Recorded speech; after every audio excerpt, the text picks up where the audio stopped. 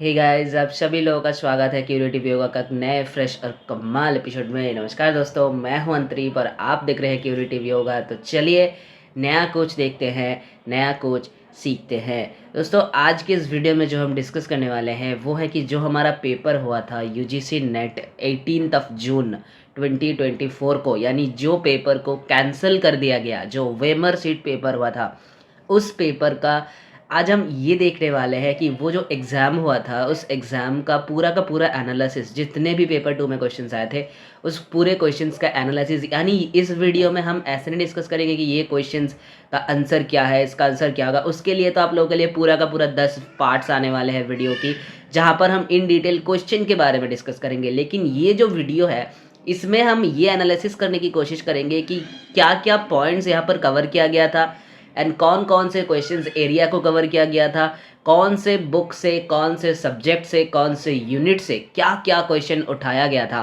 तो कितने amounts of question उठाया गया था, कहाँ से कितने मार्क्स के क्वेश्चन उठाया गया था। सारे के सारे कंसेप्ट इस वीडियो में डिटेल डिस्कशन करेंगे, ताकि जो हमारे आने वाले एग्जाम है, यानी जिस एग्ज़ाम की डेट ऑलरेडी पब्लिश हो चुके हैं एनटी की तरफ से, जो कि 21 अगस्त से लेकर सितंबर 4 सितंबर के बीच में हमारे जो एग्ज़ाम होने वाले हैं, सीबीटी टेस्ट जो होने वाले हैं, उसकी तैयारी में हमारा पूरा का पूरा मदद करे ये वीडियो। क्योंकि आज की ये डिस्कशन जो है, यहाँ पर हम पूरा इसको कवर करने की कोशिश करेंगे कि कौन सा एरिया हमारे लिए बहुत महत्वपूर्ण बनते हैं अभी यूजीसी नेट की, क्या पैटर्न्स बन रहे हैं इसको देखते हुए। तो चलिए इस बेसिस पे हमारे तैयारी हम आगे बढ़ा सकते हैं, ताकि जो हमारा रिजल्ट है, यानी यूजीसी नेट क्वालिफाई करने के लिए और जीआरएफ क्वालिफाई करने के लिए क्या कुछ स्ट्रेटजी हमारी होनी चाहिए, कौन से एरिया ऐसा है जहां पर हमें बिल्कुल फोकस्ड होना ही चाहिए, यूजीसी नेट किस तरफ हमें इशारा कर रहा है, ये सारे चीज़ें आज हम देखेंगे इस वीडियो के अंदर। तो चलिए जल्दी से आगे बढ़ते हैं इस वीडियो में और देखते हैं क्या क्या हमारे लिए इंतज़ार कर रहे हैं नए स्ट्रेटजी के नए नए मोड। तो चलिए सबसे पहले अगर हम बात करें कि यूनिट 1 यानी फंडामेंटल्स ऑफ योग से कितना क्वेश्चंस उठाया गया था। देखो, अगर हम बात करें फंडामेंटल्स ऑफ योग, तो सबसे पहले जो आता है इस बार जो पेपर में आया था, सबसे पहले अगर हम बात करें तो जैन दर्शन, यानी जो एक कंसेप्ट आता है फंडामेंटल ऑफ योग में, जो कि है षड दर्शन। ठीक है, एक कंसेप्ट आता है फंडामेंटल ऑफ योग में जो कि आता है षड दर्शन।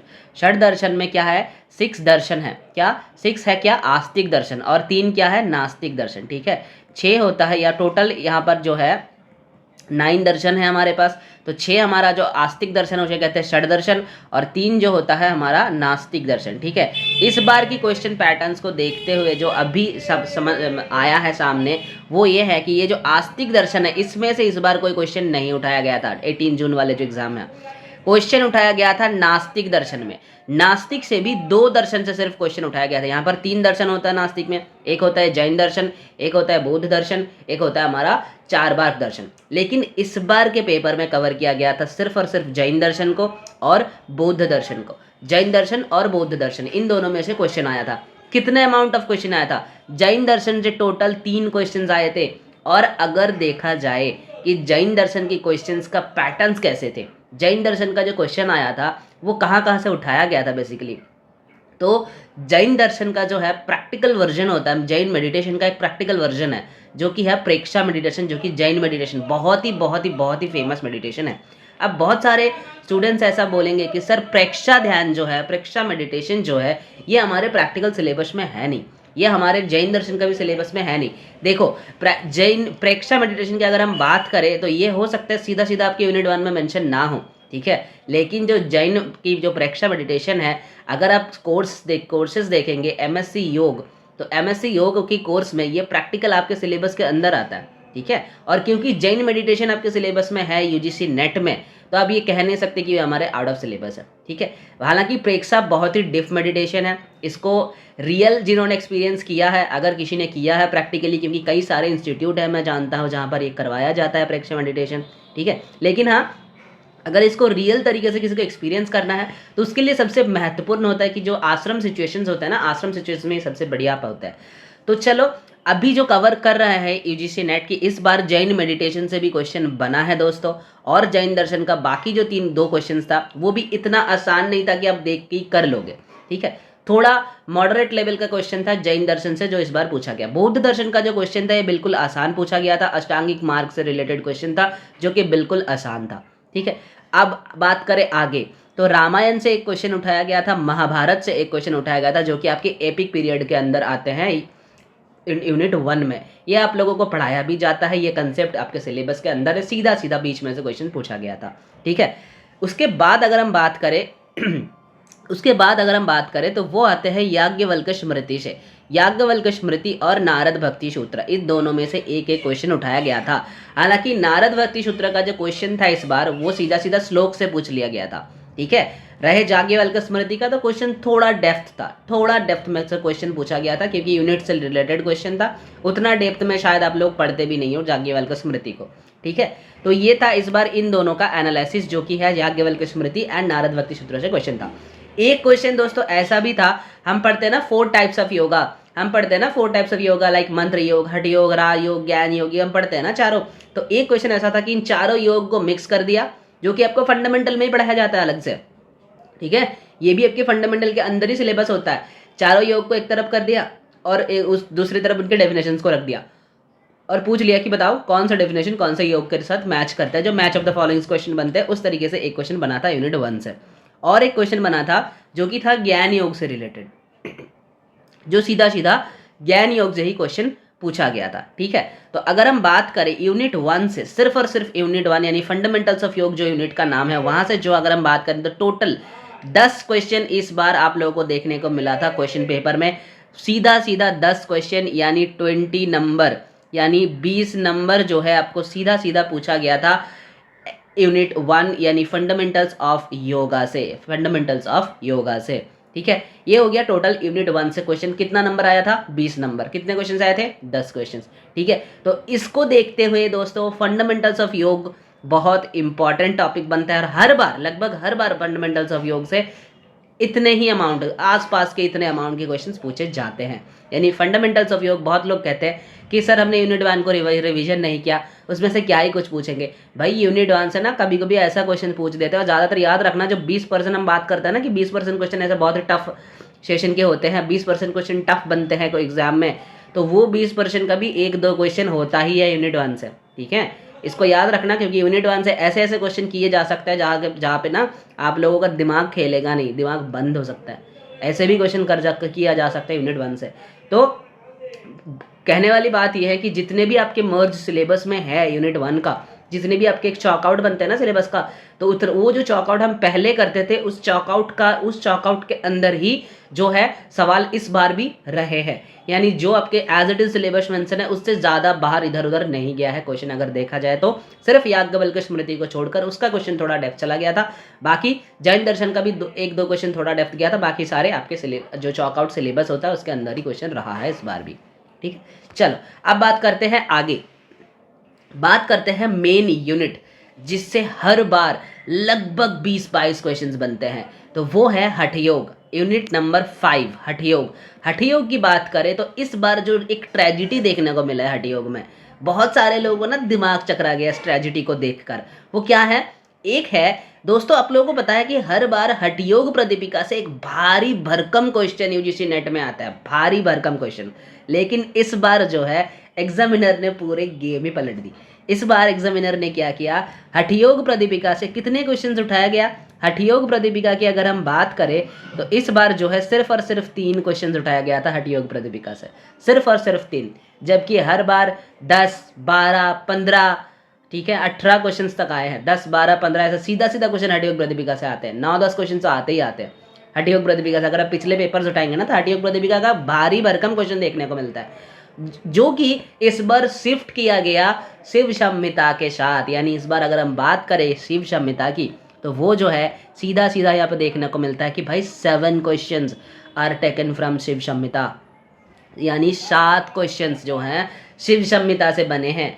और अगर हम बात करें कि इस क्वेश्चंस को टैकल करने की तरीका क्या है, तो सीधा सीधा मेरा जवाब होगा कि जो आप लोग नोट्स पढ़ते हो ना, जो आप कहीं पर भी अगर आप लोग कोचिंग करते हो यूजीसी नेट की, बहुत सारे लोग कोचिंग में पढ़ते हैं ना, तो हम क्या करते हैं बेसिकली कोचिंग का जो नोट्स होता है ना हम उससे रिवीजन मार के जाते हैं। हमेशा कोचिंग के जो नोट्स होते हैं ना हम उसको रिवीजन मारते हैं, लेकिन ये कोचिंग के नोट्स जो होते हैं ना, अगर आप एक्सप्लेन, क्योंकि नोट्स में हम क्या लिखते हैं, हम इंपॉर्टेंट पॉइंट्स लिख के रखते हैं, है ना, सीधा पूरा का पूरा श्लोक थोड़ी ना मेंशन करते हैं हर एक नोट्स में। तो अब ये वक्त आ गया है, अगर आपको जेआरएफ करना है, अगर नेट करना है तो ठीक है, कोचिंग के नोट्स काफ़ी है, मोर देन एनफ।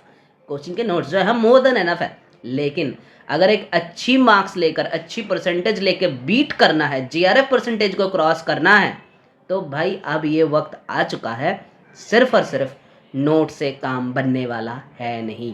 क्या करना होगा? उसके लिए श्लोक पढ़ना होगा, क्योंकि इस बार के क्वेश्चन अगर आप देखोगे, नॉट इस बार, सिर्फ इस बार की नहीं है, अगर आप पिछले बार के भी देखोगे ना, तो ऐसे सीधा सीधा क्वेश्चन उठते थे। अब जो है हठयोग प्रदीपिका से उठने लगे थे, ठीक है, इसलिए हठयोग प्रदीपिका का श्लोक तो पढ़ते हैं लोग, घेरन संहिता का भी पढ़ते हैं, ज़्यादातर शिव संहिता नहीं पढ़ते। इस बार एग्जामिनर ने गेम यहीं पर खेला है कि भाई शिव संहिता का जो 7 क्वेश्चन बना है, उसमें से भारी भरकम क्वेश्चन श्लोक रिलेटेड बना दिया इन्होंने, श्लोक रिलेटेड, जो कि सीधा सीधा शिव संहिता के श्लोक में मेंशन है। तो अब ये वक्त आ चुका है, सारे के सारे हठयोगिक टेक्स्ट का श्लोक यानी बुक पढ़ना बहुत बहुत बहुत इंपॉर्टेंट हो गया है। अगर आप जेआरएफ की कोशिश कर रहे हैं तो बुक पढ़ना मैंडेटरी है आपके लिए। अगर आप जेआरएफ की कोशिश कर रहे हैं तो बुक पढ़ना जो है आपके लिए मैंडेटरी कर दिया गया है दोस्तों, ठीक है। अब बात करते हैं हठ रत्नावली की, अब बात करते हैं हठ रत्नावली की। तो हठ रत्नावली की जो है, हठ रत्नावली में से 4 क्वेश्चन उठाया गया था इस बार। वशिष्ठ संहिता की बात करें तो वहाँ से भी जो है 4 क्वेश्चन उठाया गया था। घेरन संहिता की बात करें तो लगभग 6 क्वेश्चन यहाँ से उठाया गया था, जो कि सेम अमाउंट है, 6-7 क्वेश्चन यहाँ से तो उठाते हैं हर बार। और सारे के सारे हठयोगिक टेक्स्ट को मिक्स करके, यानी 3-4 हठयोगिक टेक्स्ट को मिक्स करके एक क्वेश्चन बनाया गया था, जो कि मैच ऑफ द फॉलोइंग्स में आप लोगों का था, ठीक है। तो वहाँ से एक क्वेश्चन ऐसे बनाया था। तो अगर हम टोटल बात करें तो हठयोग से, सिर्फ और सिर्फ हठयोग से आपका 25 क्वेश्चंस बने थे दोस्तों, यानी 50 नंबर। अब देखो, अगर आपने हठयोग को टाइम दोगे, अगर आप लोग हठयोग को टाइम दोगे तो 50 से 55 नंबर हर बार, 20, 22, 25, 30, 25 से 28 क्वेश्चन हर बार, 20 से 25 क्वेश्चन लगभग समझ लो हर बार रहते ही रहते हैं पेपर में, हर बार रहेंगे। तो इसीलिए मैं कहता हूँ हठयोग जो है इसका बुक पढ़ना चालू कर दो अगर जेआरएफ करना चाहते हो। लेकिन अगर सिर्फ नेट में ही खुश हो तो ठीक है, कोई बात नहीं है, आपके जो इंस्टीट्यूशनल नोट्स होंगे, आपके जो कोचिंग के नोट्स होंगे, वो काफ़ी है आपको क्रॉस करवाने के लिए।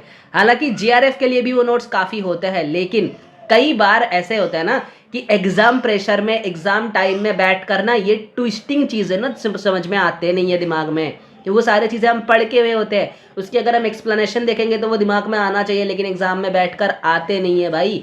इसलिए कहता हूँ सीधा सीधा पढ़ लो एक बार श्लोक को जाकर बुक से। अगर पढ़ा हुआ होंगे ना तो वो जल्दी क्लिक हो जाएगा। और एग्जाम में जो है टाइम बचाना सबसे बड़ा गेम होता है। एग्जाम में सिर्फ आंसर करना गेम नहीं है, टाइम सेव करना is a bigger game than doing answer in the examination. Okay, ये याद रखना।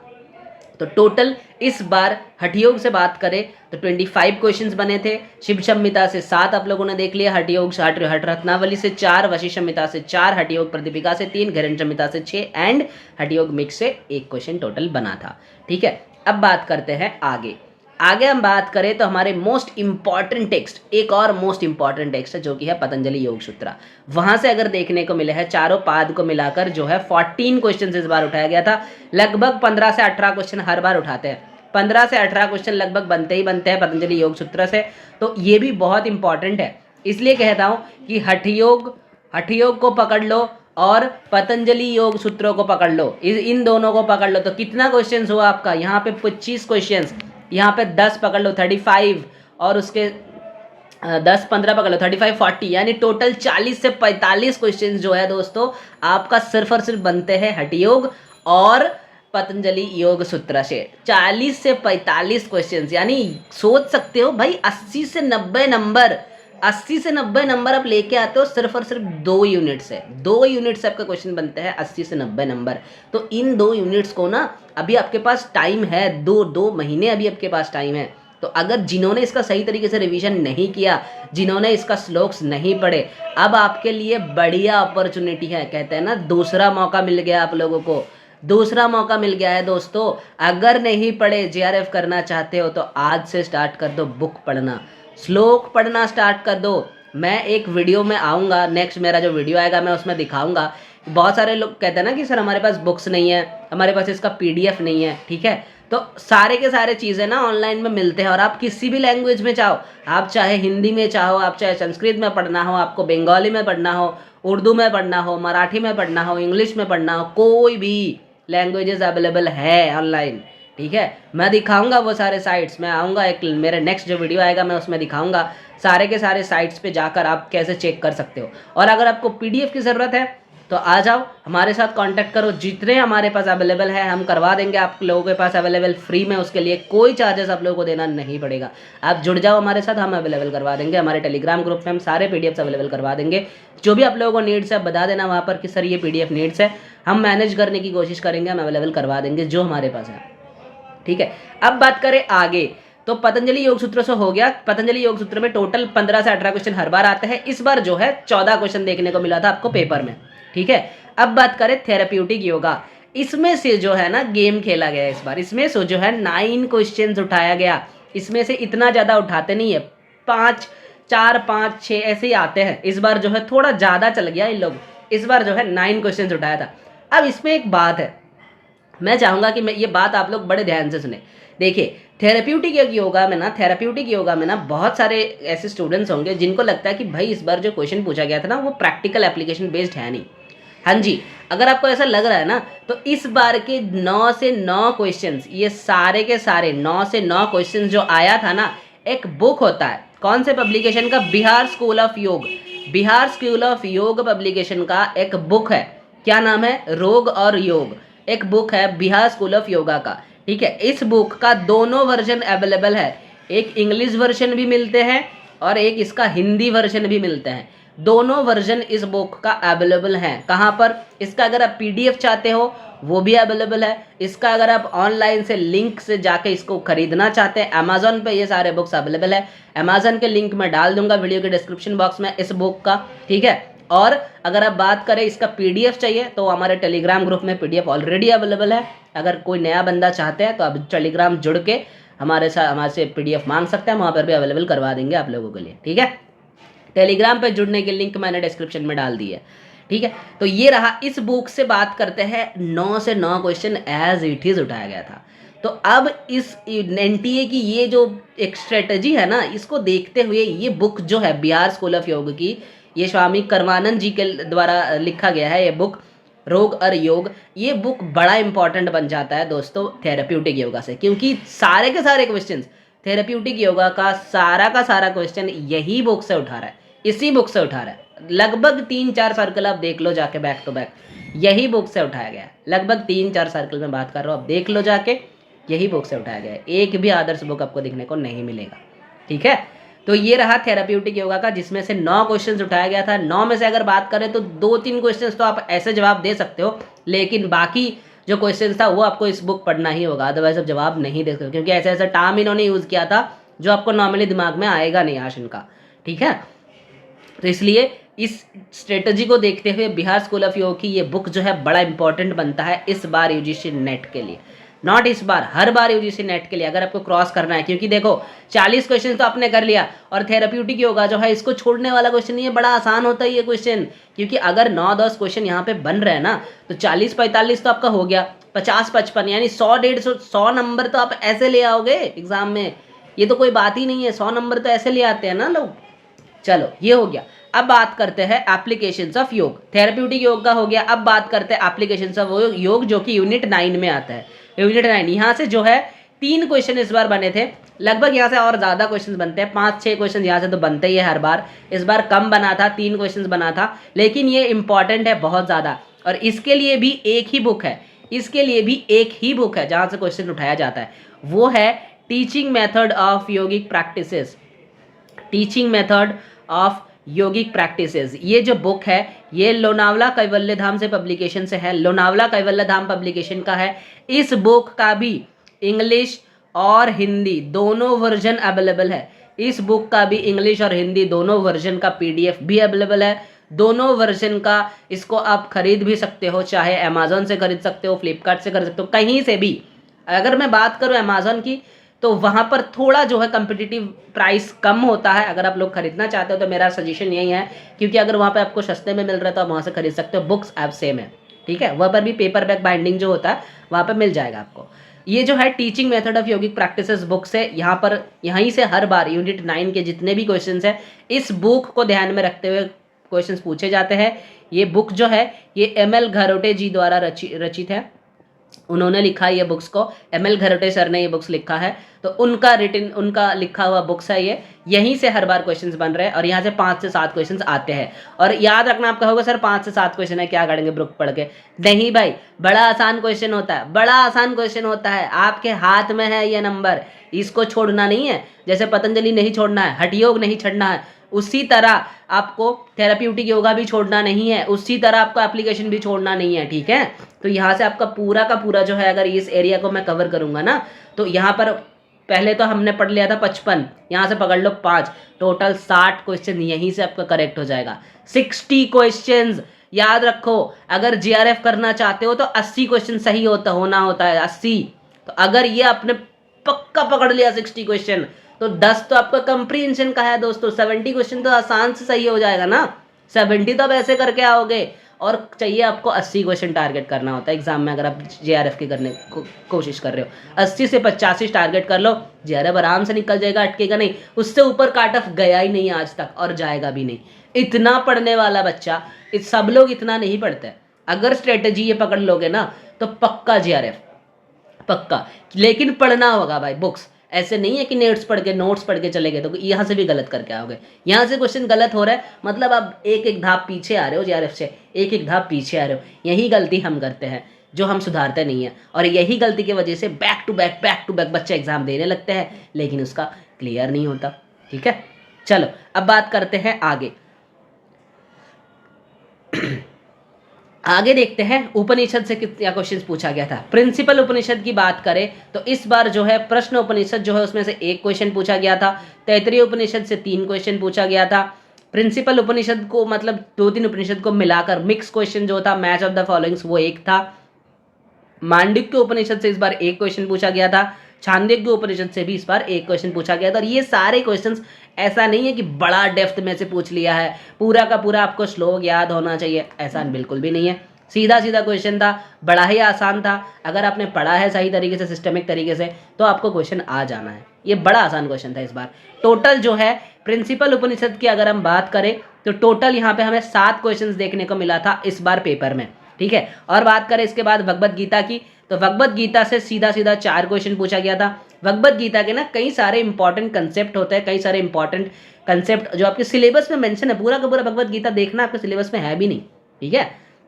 तो भगवत गीता का ना कई सारे इंपॉर्टेंट कंसेप्ट होता है जो प्रीवियस ईयर में ऑलरेडी कवर्ड है, और उसी कंसेप्ट बेस ये लोग 1 क्वेश्चन था जो श्लोक से उठाया गया था, श्लोक नंबर पूछा गया था। हाँ जी, भगवत गीता का श्लोक नंबर पूछते हैं, इंपॉर्टेंट तो है, पढ़ना तो पड़ता है भाई। जो आपके सिलेबस में मेंशन है कम से कम उतना श्लोक नंबर तो इंपॉर्टेंट है ही है। जो प्रीवियस ईयर में कवर्ड है वो सारे श्लोक आपको याद होना चाहिए। अगर कर लिया तो श्लोक का क्वेश्चन पार कर जाओगे, कोई प्रॉब्लम नहीं होगा। इसमें से जो है 4 क्वेश्चन पूछा गया था।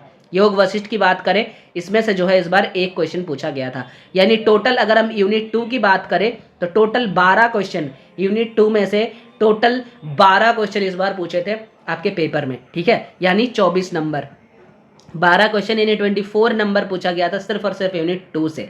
याद रखना, यूनिट 1 से कितना था, 20 नंबर था। यूनिट 2 से टोटल 24 नंबर पूछा है, 24 मार्क्स का क्वेश्चन। 12 क्वेश्चन मिला के उस 12 में से 7 क्वेश्चन उपनिषद से है, 4 है भगवत गीता, 1 है योग वशिष्ठ। योग वशिष्ठ का जो क्वेश्चन था वो भी बात करें, कई बार इसको बड़ा डेप्थ में चले जाते हैं।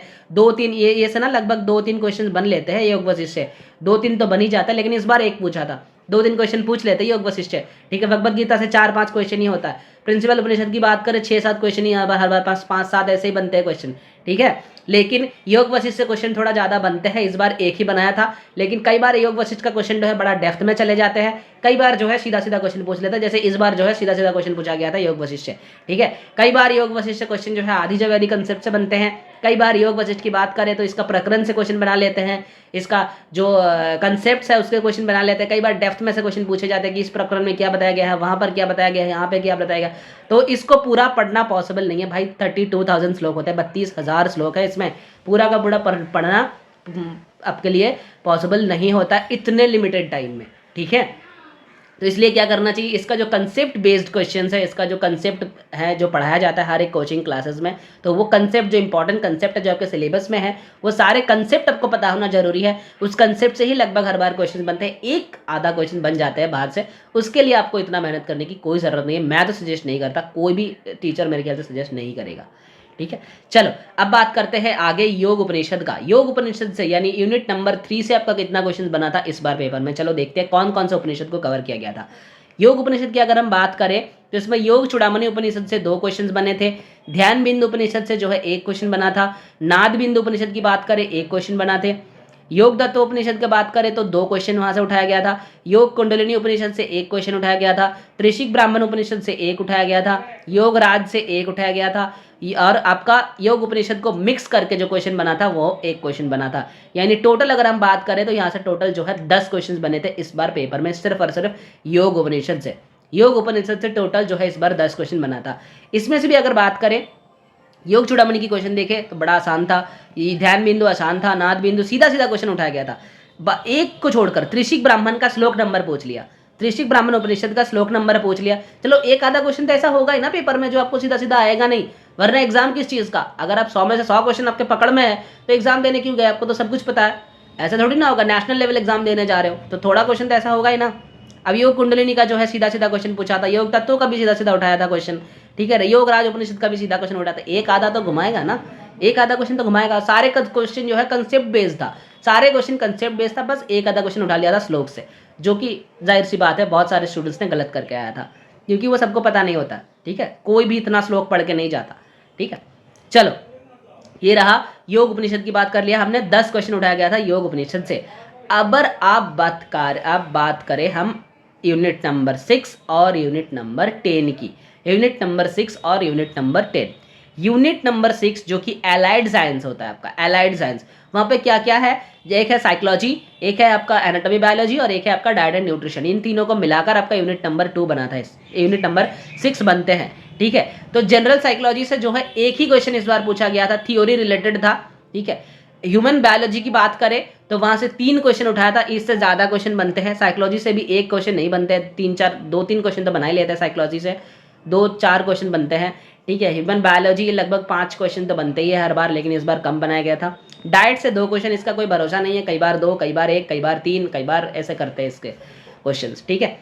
तो ये रहा आपका टोटल जो है यूनिट 6 के। अगर हम टोटल बात करें तो वो यूनिट 6 से टोटल 6 क्वेश्चन उठाया था इस बार, यानी 12 नंबर। यूनिट 6 से जो है 6 क्वेश्चन उठाया था, यानी 12 नंबर, ठीक है। अब बात करें यौगिक सूक्ष्म व्यायाम यानी यूनिट 10 का जो प्रैक्टिकल वर्जन है, वहां पे देखा जाए तो इस बार जो है 1 क्वेश्चन उठाया था दोस्तों, यूनिट 1 यानी यौगिक सूक्ष्म व्यायाम से 1 क्वेश्चन उठा रहा है। और यौगिक सूक्ष्म व्यायाम जो है इसको ना अभी पिछले 2-3 सर्कल की अगर हम बात करें तो ये बहुत ज़्यादा इंपॉर्टेंट बन गया है। ये कंसेप्ट हर बार क्वेश्चन आ रहे हैं, हर बार। इस बार तो प्रैक्टिकली अरेंज करने के लिए दे दिया था, बताओ कौन सा पहला होगा, दूसरा कौन सा होगा, तीसरा कौन सा होगा, चौथा कौन सा होगा, इस तरीके से इस बार अरेंज करने के लिए दिया था। तो यौगिक सूक्ष्म व्यायाम जो है इसके लिए जो बुक्स फॉलो करी जाती है, एक ही बुक है, इस बुक्स का नाम भी यही है, यौगिक सूक्ष्म व्यायाम ही है बुक्स का नाम, ठीक है। वो धीरेन्द्रनाथ ब्रह्मचारी जी का है, धीरेन्द्रनाथ ब्रह्मचारी का बुक्स है, धीरेन्द्र ब्रह्मचारी का जो बुक्स है वो यौगिक सूक्ष्म व्यायाम वाला, उसी बुक्स का PDF है, अवेलेबल ऑलरेडी ग्रुप में है। आप लोग चाहो तो ग्रुप से चेक कर सकते हो, अगर आप लोगों के पास नहीं है तो मेरे को ग्रुप में पिन कर देना, मैं डाल दूंगा PDF ग्रुप में।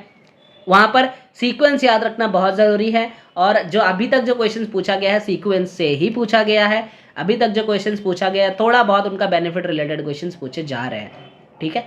तो अभी इससे भी क्वेश्चन बन सकते हैं। अरेंजमेंट करने के लिए बोलेगा, कौन पहले है, कौन आखिरी में है, इसमें से कौन पहला है, इसमें से कौन दूसरे नंबर पे है, ये सारी चीज़ें अभी पूछा जा रहा है। और आगे देखा जाए तो इसका बेनिफिट रिलेटेड क्वेश्चंस भी दोस्तों बन सकते हैं, ठीक है। और ये हो गया हमारा पूरा का पूरा 10 यूनिट कंप्लीट। और अब बचे कंप्रीहेंशन। कंप्रीहेंशन से तो 10 क्वेश्चन हर बार आते ही है, यानी 2 पैसेज होगा, 5-5 करके दोनों पैसेज से क्वेश्चन आते हैं। ये 10 नंबर बिल्कुल आपके पकड़ में है, तो एक बार पूरा यूनिट वाइज इसको कैलकुलेट कर लेते हैं कितना क्वेश्चन कितने यूनिट से बने थे।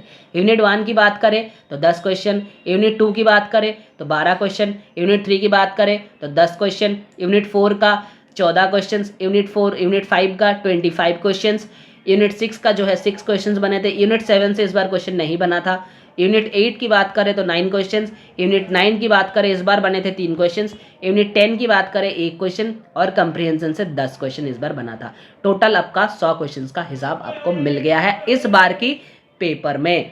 तो अब जो है आपके लिए तैयारी करने के लिए बढ़िया स्ट्रेटजी आप यहाँ पर बना लो, क्योंकि आपको ये देखने को मिल रहा है कि हर बार लगभग कितने क्वेश्चंस कितने जगह से उठा रहे हैं, और आपको इसमें से जो जगह सबसे प्रॉब्लम है, जो जगह आपके जितने क्वेश्चंस मिस हुए हैं, वो सारे क्वेश्चन को सबसे पहले आप कवर कर लो, उसके बाद आप आगे बढ़ो इस स्ट्रेटजी के हिसाब से। क्योंकि देख लो कहाँ से सबसे ज़्यादा क्वेश्चन उठा रहे हैं। Unit 5, unit 1, unit 2, unit 4 and unit 3।